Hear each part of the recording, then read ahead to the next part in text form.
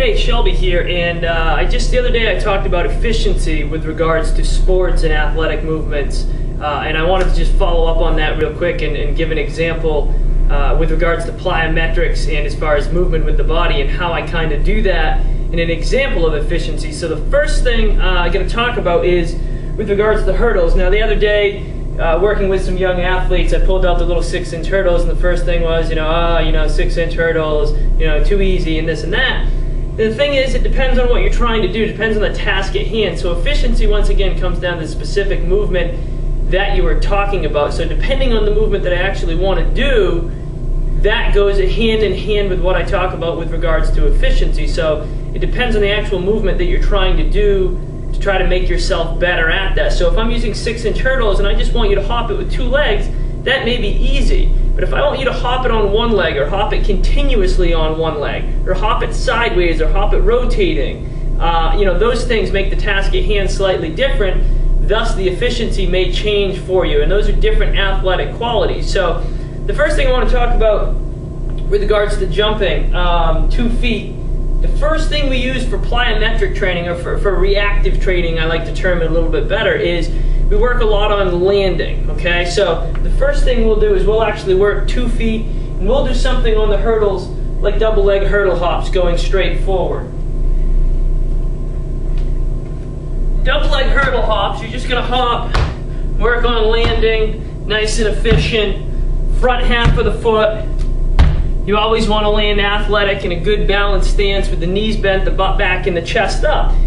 That in my eyes is the first thing with regards to efficiency. Now, you don't have to use 6-inch hurdles for this. Obviously, if I can do this effectively and I can jump higher and still have the same quality of movement, landing in a good athletic position with the knees bent, the butt back, and the chest up, then I'm going to be as efficient with more power at that given height. So raise them up as long as you can stick. Now, if you're jumping a hurdle that's really, really high and you can't get over the hurdle, or you get over the hurdle and in the air, you're tucked up and you're landing off balance and you're taking extra steps to try to land, you're tucked over, whatever it may be, that's not being efficient in my eyes. I want you to learn to repeat that good athletic stance over and over and over. Coaches in sports will holler at players all the time, criticize players for getting out of position. In basketball, if you're on defense and you're sliding and you're upright, you're not staying low, they're going to get on you for that.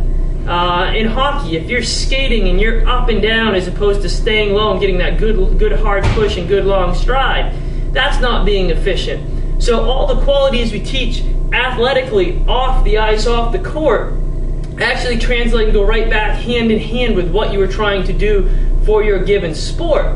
So having said that, I'm trying to encourage a player to reposition themselves over and over and over in the optimal position, and then we just keep raising the bar on it. So we'll go up and up and up in hurdles as long as they can stay efficient and land in that position that I really want them to land in. The next thing we might do from going from the hurdles is, we'll move where we go with what we call a little bounce step. Now, a little bounce step is going to be over the hurdle, and you're going to take a little gathering step, and then you're going to work on springing off. Now, this is a completely different quality from an athletic standpoint. This is the start of what I like to call elasticity. So this is a completely different movement too. Therefore, the efficiency needs to be high, but at the same time, the power output may be a little bit lower. The elasticity may be lower. You may not be going over, if you're going over 36-inch hurdles with the double leg jumps, these you may only be going over, 18, 20, 24, really working on getting that good spring. Once you get that good spring developed and that good elasticity, then you can move up in hurdles. Lastly, we'll work really, really elastic, and we'll do continuous hops. And with continuous hops, what you actually want to do is you want to go nice and springy, bouncing over the hurdles continuously, kind of taking that bounce step to the next standpoint. Now, this is just 3 examples of simple drills.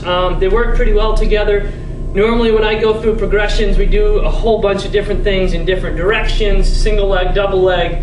And we do have other drills we actually plug in between, and depending on the athlete and their needs, we actually have other ones that we plug and play kind of in conjunction with them. But these are some simple drills you can use with your athletes, early in practice, off ice, off the court, depending on what you were doing.